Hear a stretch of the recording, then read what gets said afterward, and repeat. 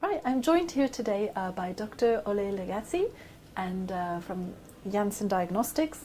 Welcome to our ISNTD D3 conference on drug discovery and diagnostics.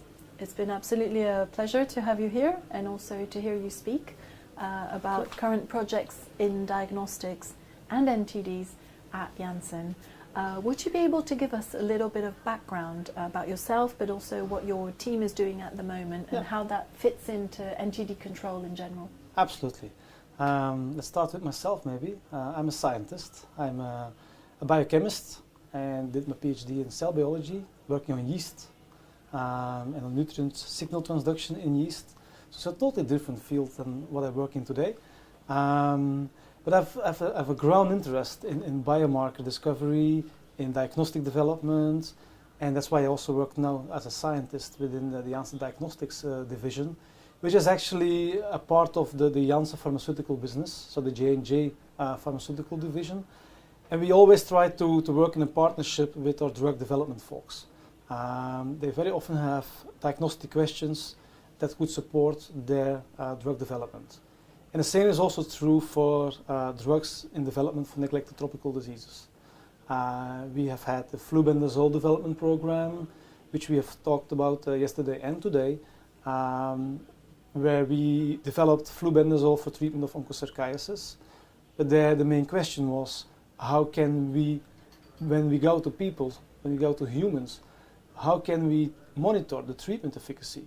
Because nowadays there is no diagnostic tool available to monitor the presence of living adult worms in infected individuals. So that's why they asked us to start looking into this question and to search for novel biomarkers, novel methods, novel methodologies, maybe new scanning devices even, finding ways to monitor the presence of those living adult worms and especially looking at when they disappear or when they die. Mm-hmm. And also nowadays, because the flubendazole program has stopped, unfortunately, due to toxicology reasons, we are now changing gears. We are, let's say, finalizing all the onchocerciasis work and are moving into the STH field, so the soil-transmitted helminths, where nowadays the classical diagnostics are based on microscopic analysis of stool samples, which is not always the best approach. First of all, it's not very sensitive, that's one issue. Secondly, it's not always fun to donate a stool sample. People are not that keen to donate a stool sample. And also it takes a lot of time and specialized knowledge to do this microscopic analysis. So we think that there is need for better methods. First of all, to further develop those microscopic analysis into maybe a more standardized and automated method using next generation tools like smartphone-based detection of the microscopic slides. That's one option. But we definitely also look into the future, where we hope that we can be able to detect some biomarkers, some molecules reflecting the presence of those worms in the intestine, maybe in a urine sample or in a blood sample. Being able to detect antibodies against the parasites in a blood sample, so that we can move away from the stool-based detection to a blood or even a urine-based detection. That's really interesting, and actually later on this afternoon we'll be having a session specifically looking at that and perhaps some innovative approaches to diagnostics as you've just described. So you were mentioning some difficulties about obtaining samples from patients, and obviously it can be a very sensitive issue. In your diagnostics development work, is that a challenge that you've sometimes come across? Yeah, it is definitely the most important aspect of diagnostic discovery. We need to have access to good quality clinical specimens to be able to have a good discovery experiment. And we indeed face challenges every now and then to get access to those samples. First of all, to get access to samples in the field, to have collaborations set up with people in the field, but also indeed to have this high quality. Because that, of course, the quality of the samples will determine the quality of the output. So for us, that's really a big challenge always to organize such studies, because you need to also transport samples from somewhere in Africa in large containers, even often, to Europe. So that's a challenge. But the second challenge is indeed how can we set up better collaborations and how can we build trust between local people with academic groups here in Europe, but also academic groups in Africa and industry as we are.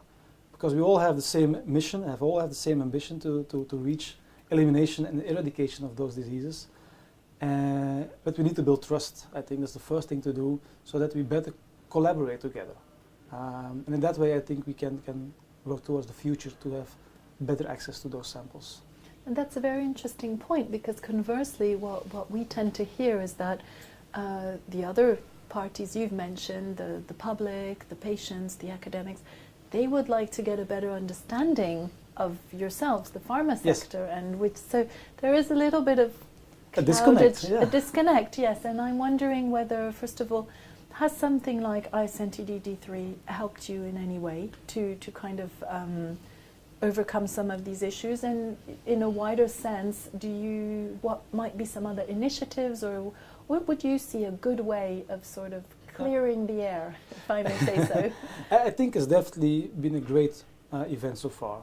I've been in discussion with several people, have had good discussions, maybe even leading to some collaborations in the future.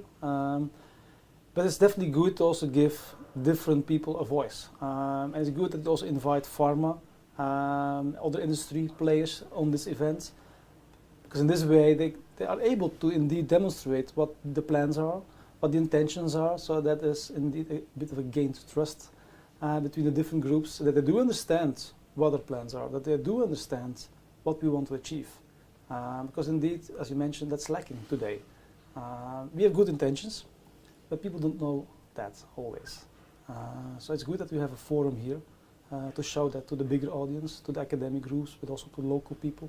The Médecins Sans Frontières, for instance, was here as well.